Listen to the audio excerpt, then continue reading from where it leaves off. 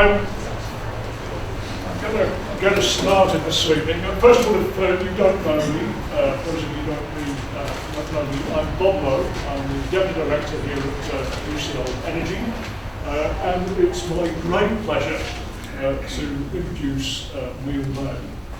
Neil and I first met in about 2007. At the time, Neil was setting up what must have been his fourth or fifth organisation with Homes and Lives.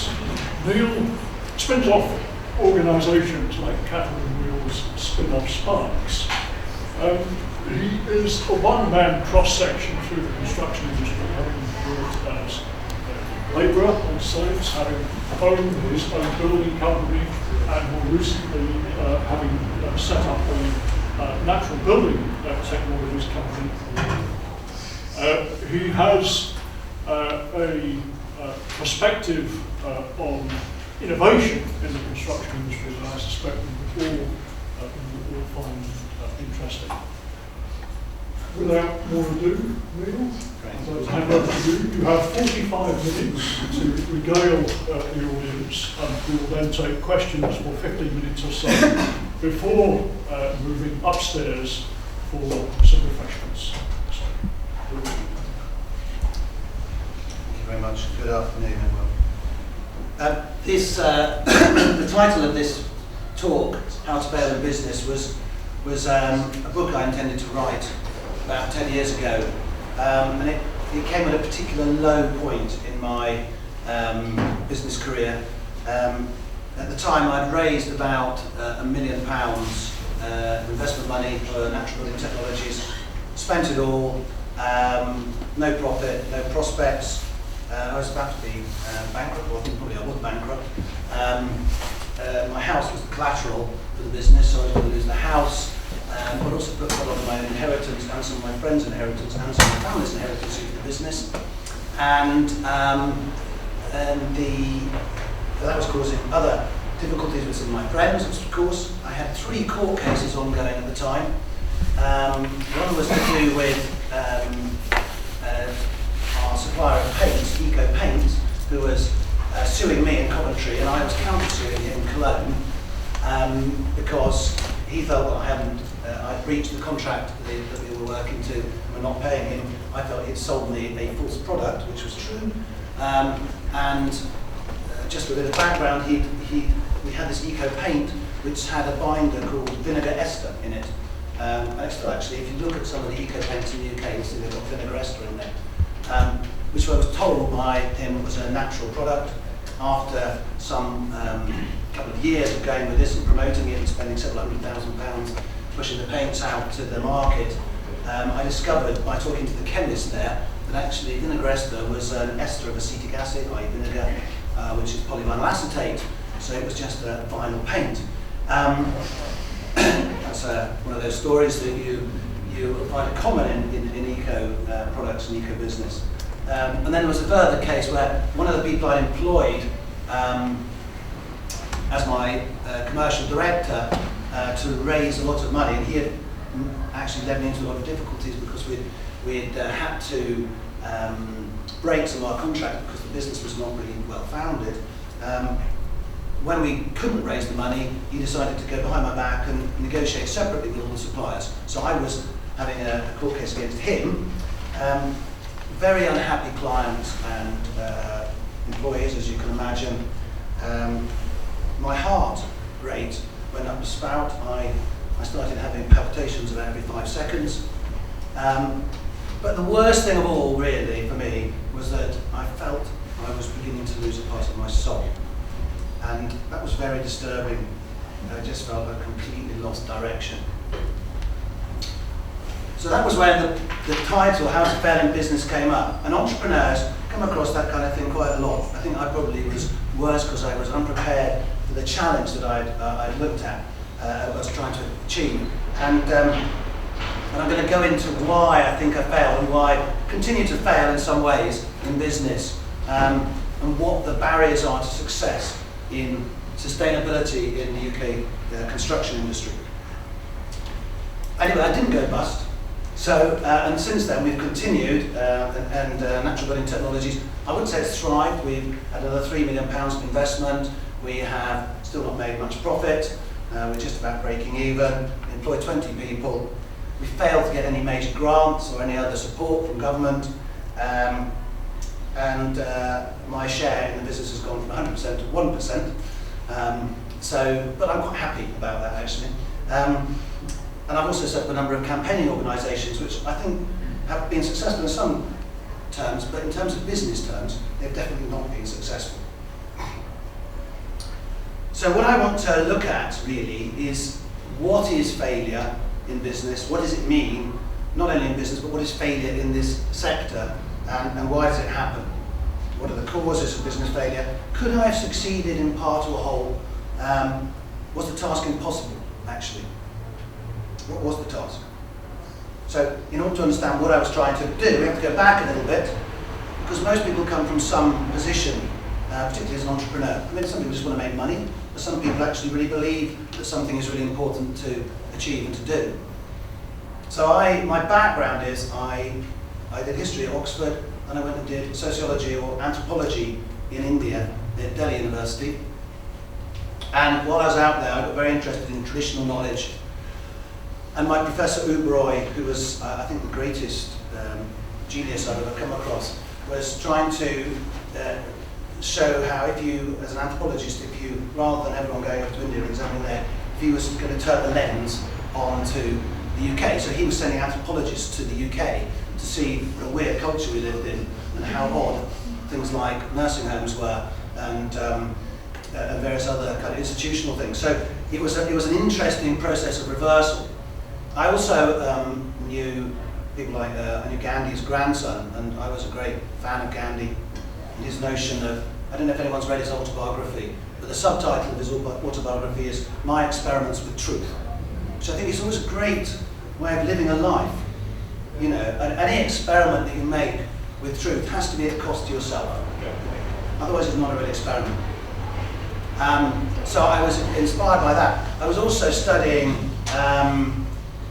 my study was actually on Hindu religion, and I was studying a particular guy, a Hindu pundit, who was a tantric. And this all sounds very exotic and kind of interesting. But the basic thing about Tantra, which people don't understand in the UK because they think it's associated with sting and various healing practices, the basic thing about Tantra is that it, unlike most conventional religions which posit some kind of transcendent meaning and then the world out here, it says the meaning is in the world. Right? It's very much about the immanence of meaning in the world. And the particular strong emphasis on nature, so that there shouldn't be some kind of conflict between science, living, the way we live, our natural emotions, the way of business and anything, and value. And one of the things that Uberoi used to say to me was that the West is not materialistic, the West is dualistic. It splits function and values. His last book was actually called Goethe the Scientist. And I remember going into Blackwell's in Oxford and asking for Goethe the Scientist, and they said, which Goethe is that? I said, well, it's the poet Goethe. He said, it can't be the poet Goethe, because he wasn't a scientist. You know, he was a poet. You know, but actually being a poet and a scientist is very possible. And so my ideas coming from all that was, when I came back, I was very interested in doing something which was working with nature, with natural processes, in a way which was fully engaged with the world and finding meaning in that activity. So first of all, I looked at organic agriculture, I looked at herbal medicine, and by accident I fell into the building trade because I couldn't make any money in anything else, and I ended up as a building labourer for 4 years, as Bob said. I did it by accident. I didn't really put two and two together at that point. But the important point about that was, after I got out of that, I suddenly realised buildings and the way that we build, could they be done in a way which was fully in sort of in tune with nature, with nature's processes. So I set up. I'll put some slide on. That's one of the first buildings I did as a builder. It was in 1993. That's still there. It's a little hermitage for a friend of ours in the village. It's made out of round earth floors, wattle and daub walls. The local timber, we slate the lime on site, got a flint footing, lots of interesting traditional techniques and technologies. There's no electricity or water in it, and actually she's still living there now, 15 years later, no, longer than that, 16 years later, very healthy, and people love it when they go there. Of course, it's a bit of a fairy tale, but that's where I started from. So, but as I went on, I thought, well, I want to see whether we can take those principles and make them into something more mainstream. And this was my second stage, so I set up a bigger building company. I did a lot of work for National Trust, English Heritage, and so on.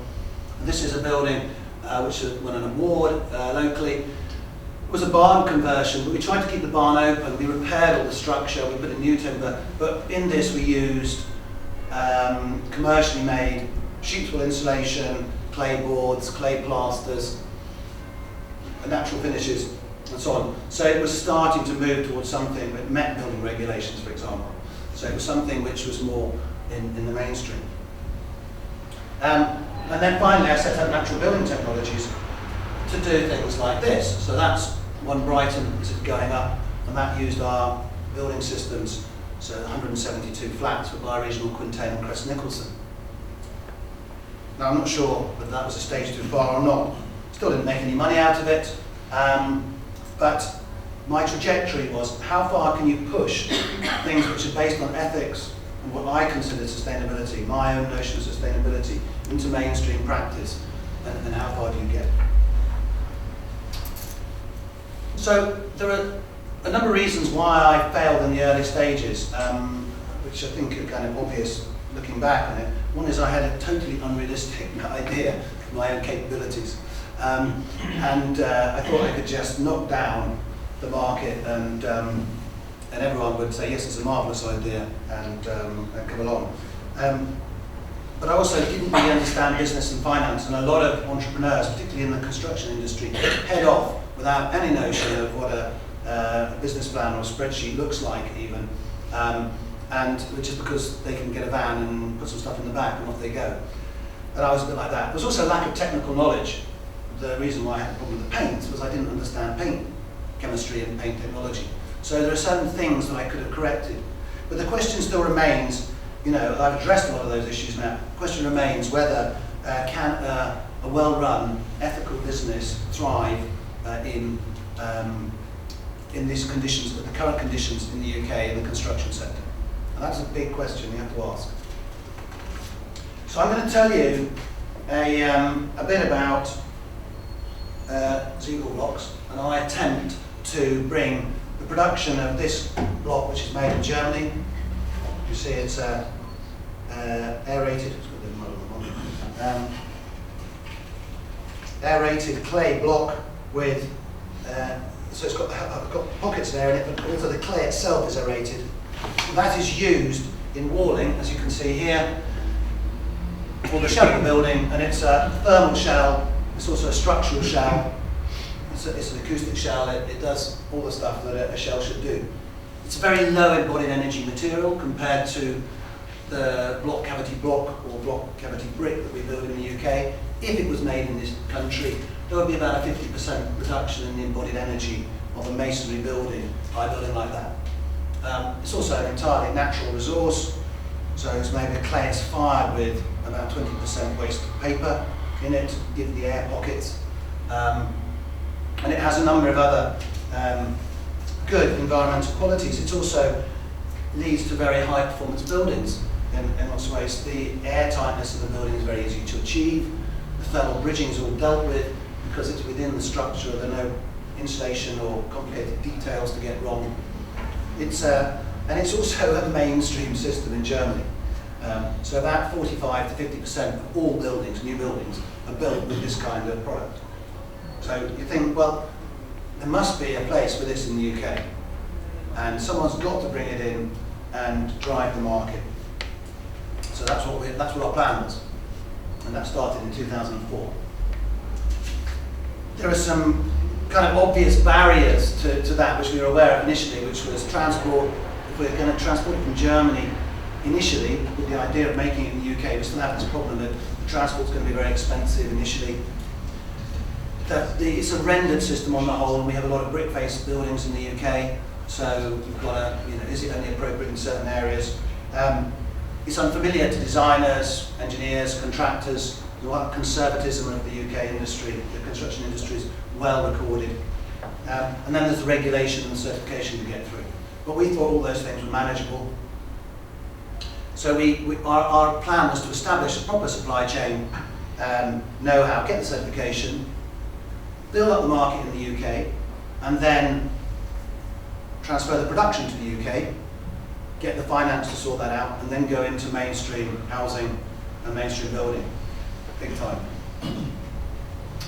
And the the volume of the block market is worth about, so the value of the block market is about 500, I think it's about 500 million pounds sales a year, and we were going into that market, so it's quite a large market to go at. With significant potential. But so everyone thinks that transferring technologies should be easy, or at least there should be a logical route to it.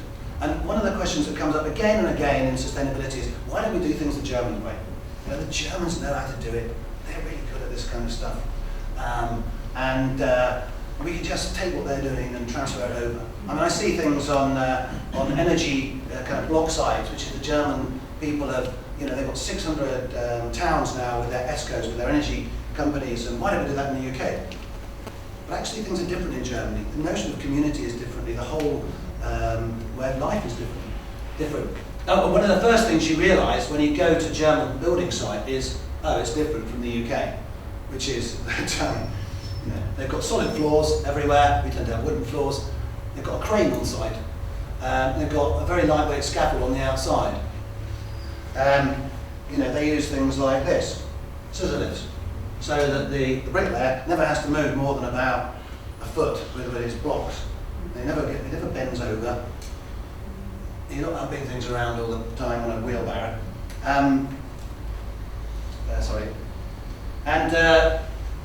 They do multitasking as well. So here you've got a team of 2 bricklayers building a 3-storey house with a basement and all the intermediate walls, and the other guy with his sun hat on is a crane driver, and they work together and they will put up all the shell of that building up to the roof plate in 2 weeks.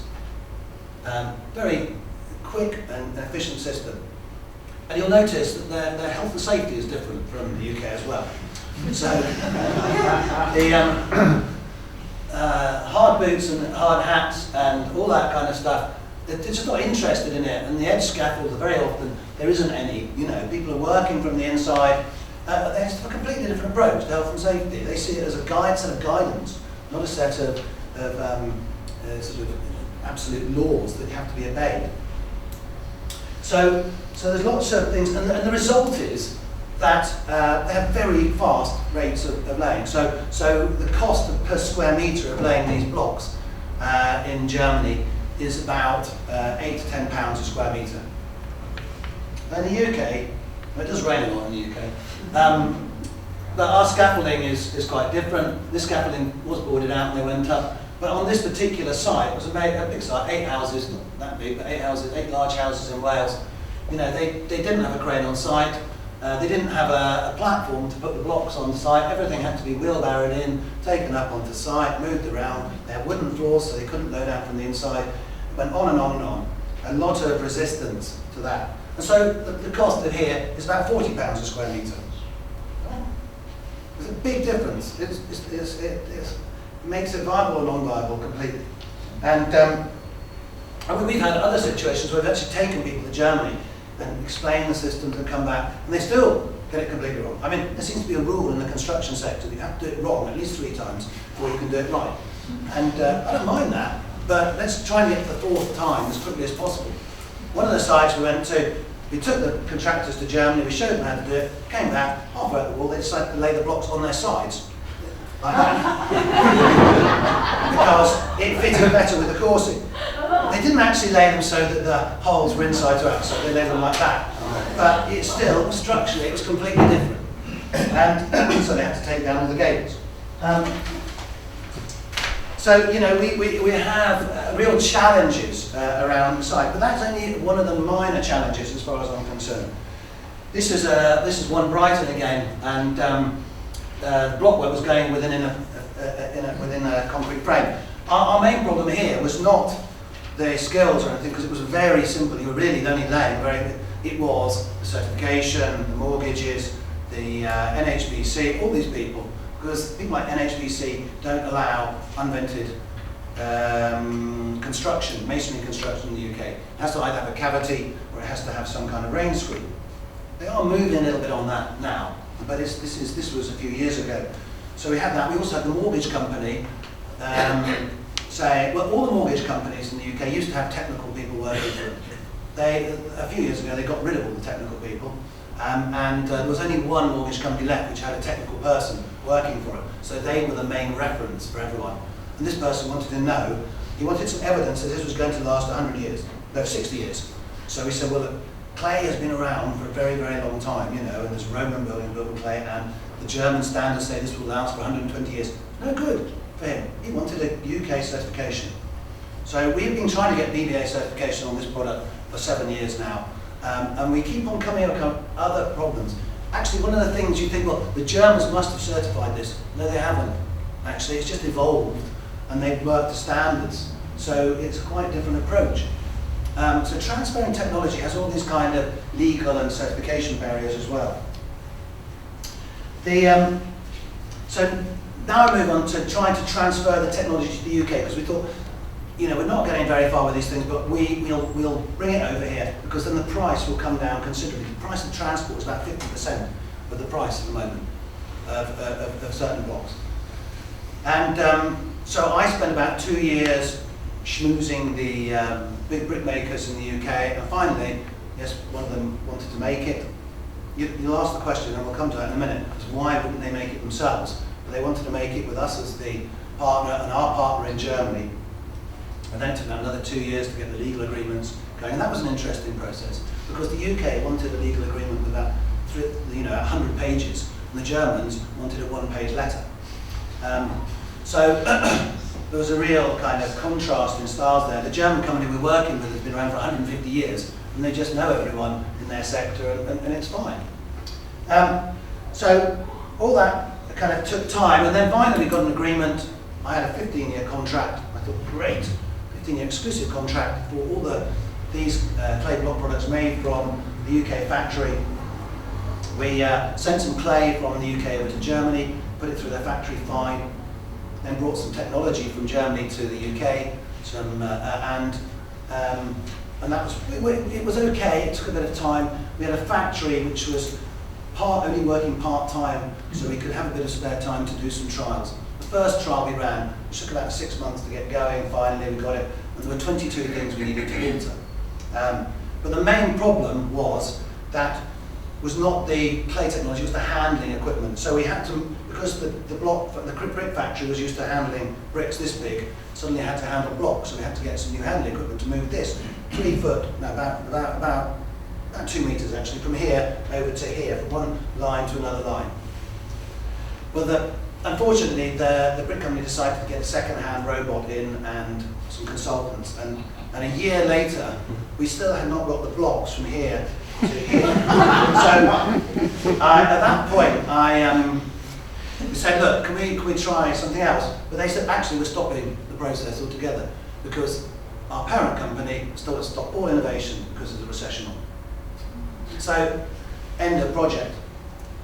Except it's not the end of the project, because our owners, because I'm now owned by a company called Kingley, who have been very supportive, they decided to do it themselves.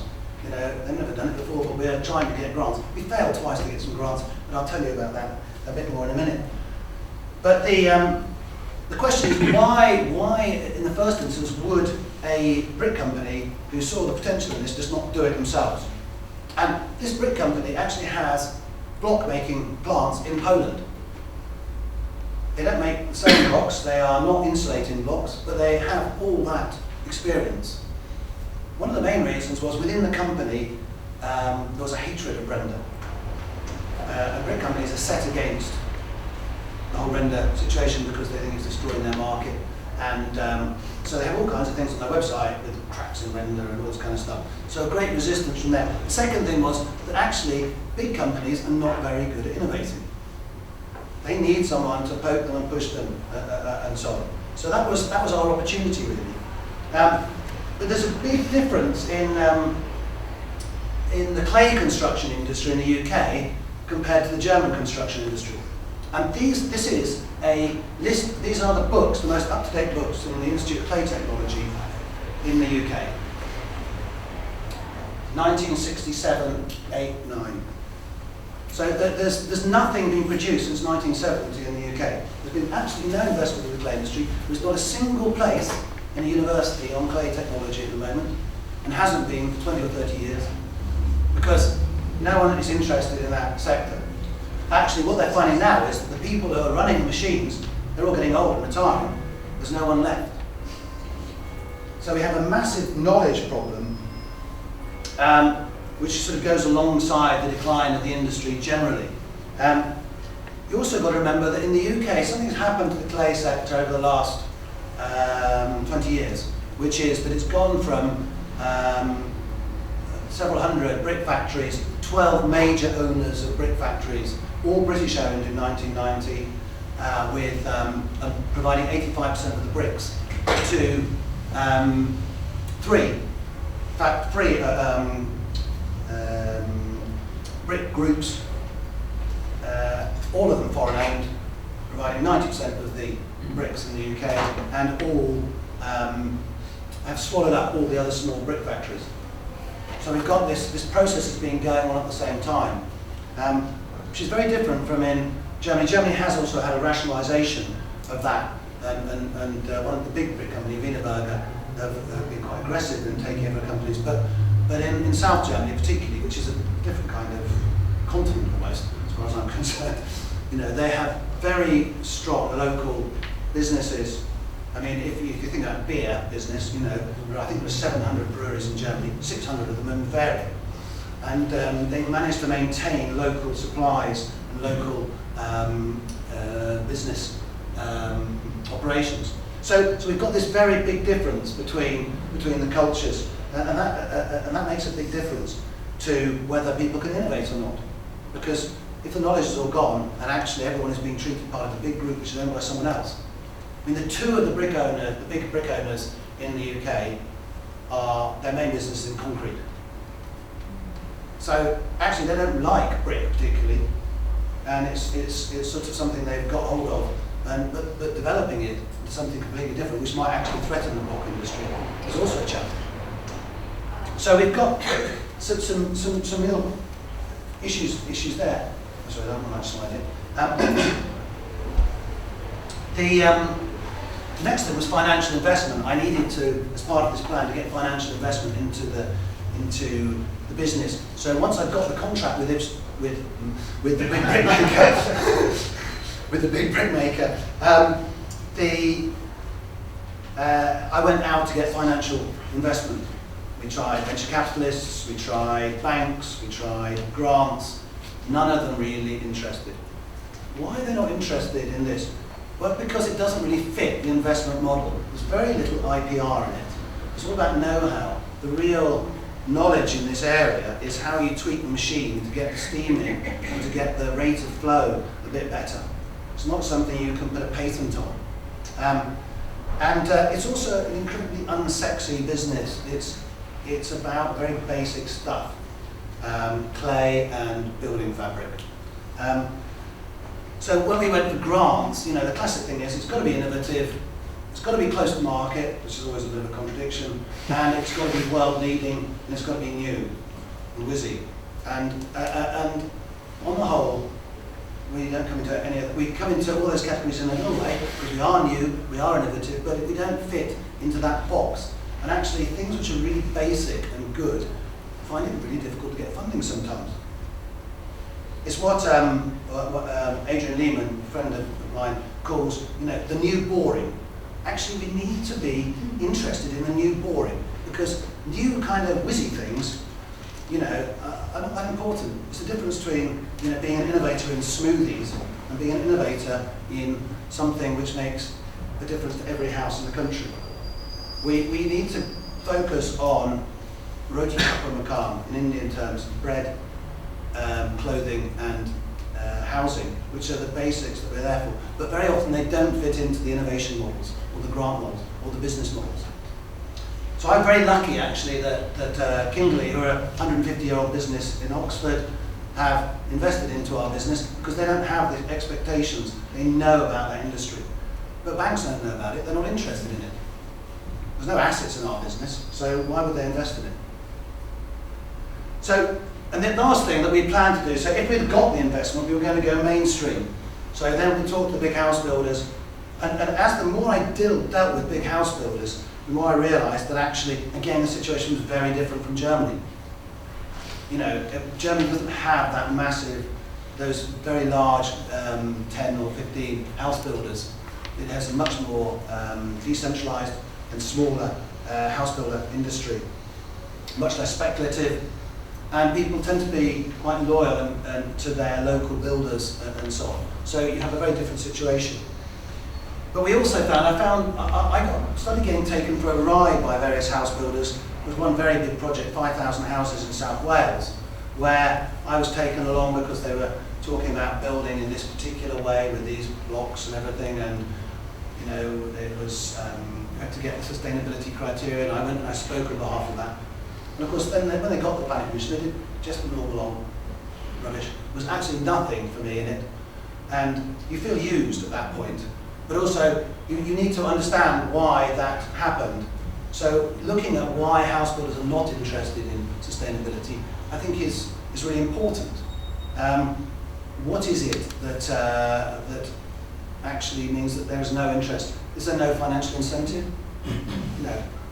So talking to people like Pete Halsall, the Good Homes Alliance, you know, he says that some house builders describe the building bit, house building bit, as the bit in the middle. It's the bit between buying the land and selling the land, basically, with a bit of extra value on it. So it's just it's a nuisance, basically. No one likes it. So what you do is you drive the prices down to the lowest rate possible and get that stuff through the system and don't do anything else. And there's a reason for that, and I'll come back to that in a minute.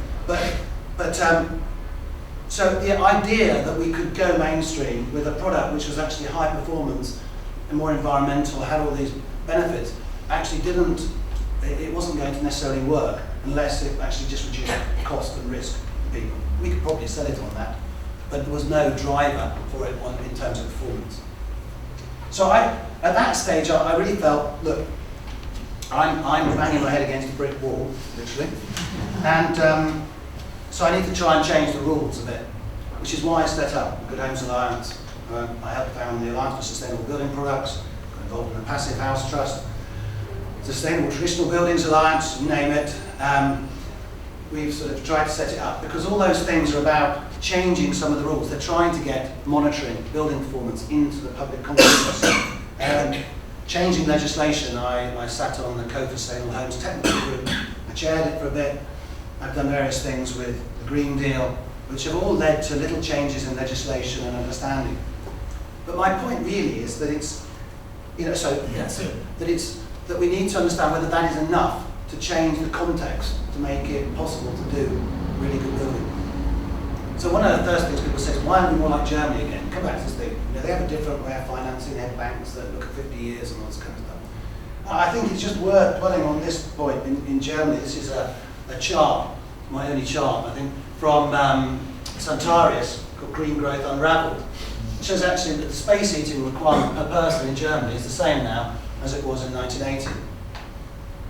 The building efficiency has gone up, the living space per person has gone up.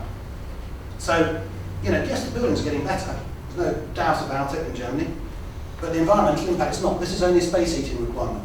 So if you take into account appliances and everything else, energy use is way up.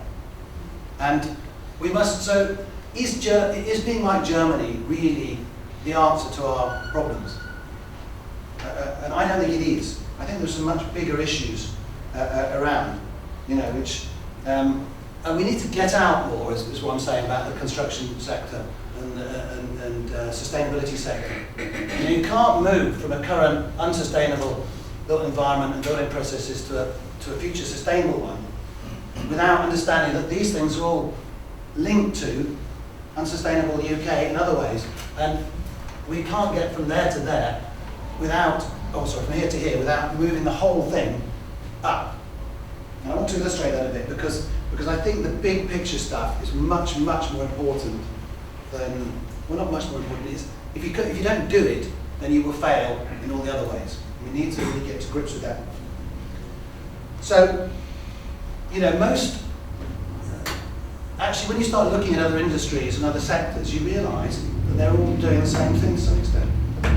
I was talking about builders merchants with someone the other day, and I didn't realise, but the builders merchants in the early 90s, there were thousands of them, lots of small independents, and they actually adopted and actually brought in people from the supermarkets to acquire other builders merchants and then drive down prices. So the relationship between suppliers and the merchants, which had been quite a positive one, technical support, advice, everything, over about 10 years that was completely eliminated because it was all about come in for your yearly review, beat them down a bit more in price. That's what it's all about. And that process was continued. And of course, we know that supermarkets went into the banks as well. So Northern Rock was run by someone who had been a supermarket director. So that was one thing. The other thing is agriculture and sustainability and built environment is also an interesting one. But we seem to have turned the, sorry, I'm just getting my notes. We seem to have started to think about nature in a way which is only to do with being able to cost it and put a monetize it in some ways. So that when we think about building processes and their effect on the environment, we're always trying to monetize them in some sense. And the idea of something being natural is all about resource efficiency and monetizing the cost. So there are parallels across all the sectors. So once you realise that, you think, well, there must be some unifying sort of themes that are there, which then become barriers and which we can start to address. There's another problem which I think is really significant, which is the problem of time and speed and forgetting. That the information age and the notion of being able to process all that and actually then understand where we are, it sort of sounds very logical and attractive. But actually what we seem to see in the construction sector and in other sectors is a process of forgetting rather than of remembering. Something that Bill Bordas is always reminding me of, because every time I think I discovered something in the built environment sector, I tell Bill and he sends me a paper that he wrote about it about 15 years ago. So it's there. And the destruction of the BRE library, which was I think is a kind of momentous and symbolic event in this history of knowledge, where people were told with about a week to go that the library was going and they could go and take what they wanted from it. This library which had documents going back to the beginning of the last century, and then the rest was destroyed, is an appalling story. But we have to then understand the process of creative destruction and the idea that comes from America that we need to destroy things in order to be able to move forward. And actually maybe forgetting and this attempt to eliminate current knowledge is part of an economic process and a model which actually has other drivers. So if we keep on destroying stuff, then we can create new opportunities. So that was a really interesting idea. But the other thing I want to talk about is money, actually. I think I'm going to not get to the end of my slides, but there's some. Once you start looking at what has happened over the past 40 years in money, and then how that affects economics and how we think about value, I think we'll notice some very significant things, and it's very important to get our heads around this. So this is from the Positive Money website. And Ben from Positive Money is over here. So this is the money supply between 1960 and 2010. This is notes and coins from central bank reserves, and this is commercial bank-rated money, which is all interest-laden debt money, basically. And you can see there's been a massive change in the money supply. So now 97% of the money in the UK has been created by banks, only 3% by the government. It's sort of, when you go back a bit further to 1870 to 1960, there was an increase in this, to do with checks particularly. But the difference wasn't as great. And when you put that into, from 1870 to now, you can see there's a very big difference between bank-rated money and commercial credit. How is this relevant to us? Well, where's the money being used? Business lending has stayed pretty much constant. But as a proportion of the whole thing, it's shrunk hugely. So most of it is secured lending to individuals, which is mortgages. And then there's a lot on financial speculation, basically. Only 8% goes into business. And as a proportion, of course, it's got less since 1997. And banks actually now not interested in business. They're interested in being able to create the money and have some asset which they can be secure with if things go pop. We find very little understanding of our business in the banks. So how's that affected housing and house prices particularly? So during the 1997 to 2007, the population grew by 5%, the number of houses by 10%. People think it's all supply and demand. But mortgage lending grew by 370%, caused a 200% increase in house prices. So that is the curve of population and housing stock, and these are house prices and the lending secure on dwelling. So that's dropped obviously in the recession, but house prices continue to drop. So if you don't understand that, you will not understand why house builders are not interested in building performance. Their whole value on the stock market is on their land bank. They are owned by asset owners who are only interested in that, where that value is. And the government themselves are interested in house building. Well, they are interested in it to supply houses to people, but it's also to get money into the economy. It's very important. That's why house building comes back time and time again as the thing we need to kickstart.